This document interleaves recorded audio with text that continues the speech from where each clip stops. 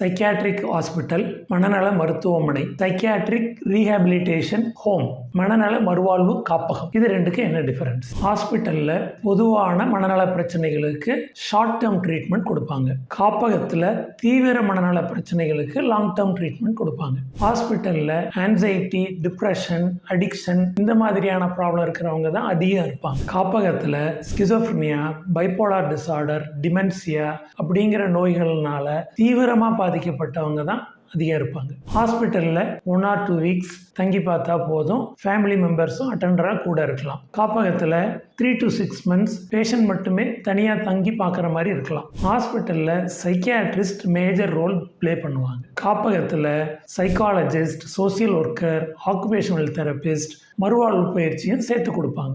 இந்த வித்தியாசங்களை புரிஞ்சிருந்தா சைக்கியாட்ரிஸ்ட்டை பார்க்கறதுக்கு இருக்கிற தயக்கமும் பயமும் குறையும்.